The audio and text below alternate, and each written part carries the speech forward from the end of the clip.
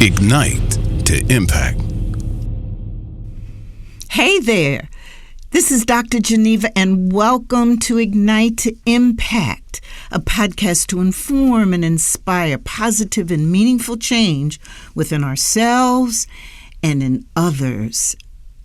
So I'm your host, back here with you again, Dr. Geneva. You know, I'm a leadership coach, a strategist, and now I am a best-selling author. And during this time here during Black History Month, we're in February, I wanted to make sure that I brought to you and shared with you some of the lessons learned from a book that me and my dad wrote called Justice on the Jersey Shore. You can run on over to Amazon and get that book. But the lessons that come from that book are all about struggle, pain, making a difference, influence, how people can create change, ordinary, everyday folk. And I thought it was a good time during this era, this month of February, where we take a special look at the contributions and accomplishments of African Americans in this country and around the world. And you know, on this podcast, we really like to find out how influencers and leaders do what they do to make a difference. So it just seemed natural that I would share with you some of the lessons I learned from the 2-3 years of writing this book with my dad. And some of you know, I've shared with you before the story that while my dad and I started the book together, he passed before it was published. And so this book has a special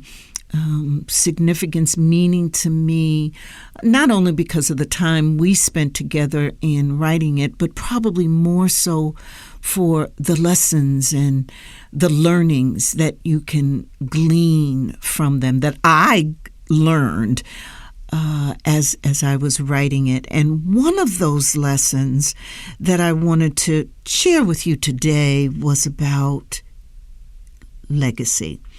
And this notion that leaders, as they're doing what they do in the present tense, as they're looking in the future and creating vision, are in fact creating legacy. And a leader who leaves legacy for others can usually answer these questions. Were other leaders created?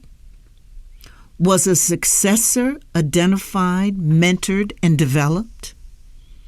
What were the lasting, quantifiable results of my leadership? What institutions remain from the work I did? So now I believe that the legacy that my dad left for his family and community was, first and foremost, a standard of excellence.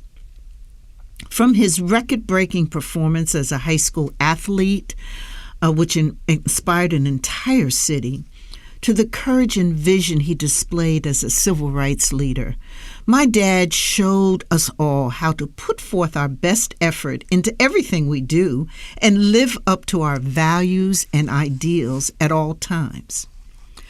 Dr. Andrew Ray, former national president of Omega Psi Phi, my father's beloved fraternity, called my dad an, quote, exceptional man who stood tall in stature and even taller for civility and humanity, end quote.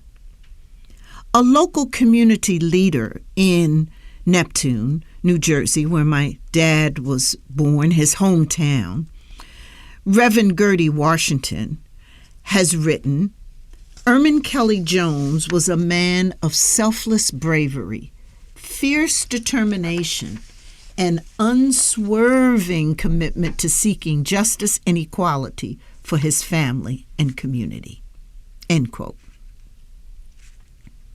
When it comes to my father's institutional legacy, he left behind a more fully developed branch of the NAACP in his hometown. He served as Education Committee Chairman for the NAACP for several years, then as its president. Because he led a successful fight for the desegregation of his hometown's public schools, he also left a more diversified school system. But because no one can legislate unity or cooperation, today that school system students are almost completely African American due to still that urban white flight and suburban expansion. Of course, most American cities have similar stories. According to Dr. Ray of Omega Psi Phi, quote, whether in a court of law or the court of public opinion, the contributions of Ermon K. Jones have served as landmarks in education, employment, housing, community engagement, mentoring, and the care of humanity, end quote. The late Damon J. Keith, a Detroit freedom fighter who was universally honored for his career as a legendary U.S. Court of Appeals judge, said my father was, quote, a member of the dynamic new vanguard that arose in the late 1950s and early 1960s to lead America and the world into an unprecedented era of racial justice and social progress, end quote. But let me tell you about a philanthropist who washed and ironed clothes. I don't know of a more moving example of what it means to leave a legacy than the story of Ms. Oseola McCarty, a senior citizen who worked as an entrepreneur her entire life, most of it spent doing laundry for prominent residents of Hattiesburg, Mississippi, her hometown. She made international headlines in 1995 when she donated $150,000, the bulk of her life savings, to the University of Southern Mississippi. Her gift, in accordance with her wishes, created a foundation that awards scholarships to needy Black students from the region. Miss McCarty, who was 87 at the time, had just retired from a work routine that had occupied nearly all of her time since sixth grade. Boiling dirty laundry in a black cast iron pot over an outdoor fire, scrubbing it by hand on an old-fashioned wooden washboard, then rinsing it 4 times and hanging the clothes in the fresh Mississippi air on a 100-foot clothesline. Then she would iron clothes all evening. Rather than viewing her labor as drudgery, Miss McCarty told everyone she knew and those who interviewed her that she loved her work and was grateful that her skills were in demand. She told one reporter, quote, hard work gives your life meaning. If you want to feel proud of yourself, you got to do things you can be proud of, end quote. Miss McCarty liked school, but only went as far as the 6th grade, having dropped out to take care of her sick aunt. Miss McCarty once learned to do hair and earned a state hairdressing license, but she returned to laundry work when she needed to care for her mother at home. Otherwise, Miss McCarty lived her whole life alone, walked to and from the grocery store, and got a ride to church on Sundays. And she made regular trips to the bank to save nearly every penny of the money she earned. Eventually, by her mid-80s, Miss McCarty's total savings exceeded $250,000. That's when she sat down with her banker and made plans to live on about 10% of her savings, give 10% to her church, and 10% each to 2 of her cousins.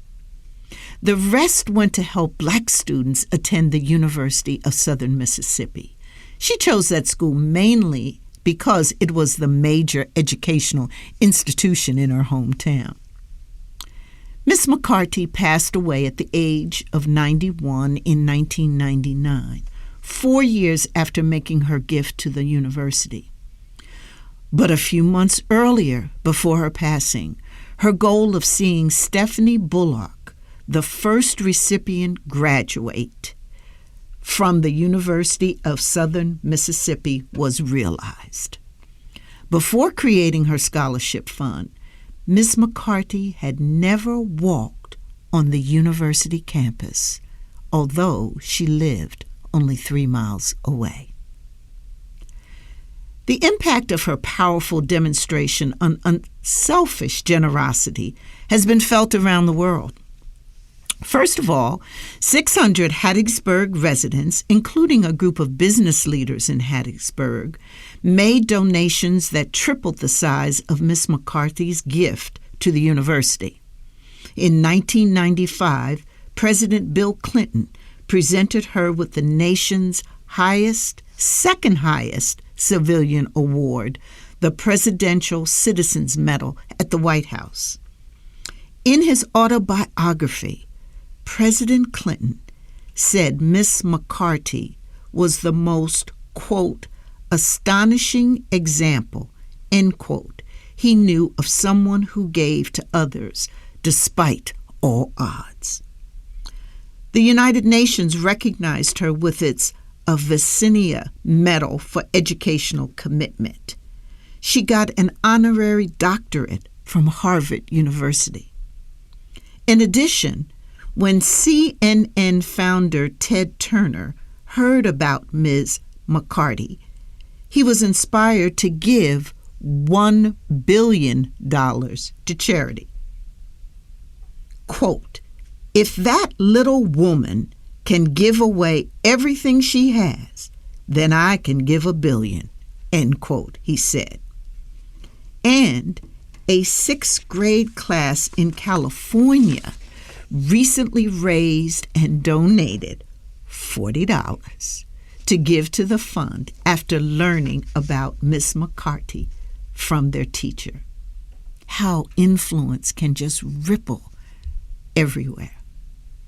20 years after her passing, the Oseola McCarty Endowed Scholarship is worth $750,000, according to the University of Southern Mississippi.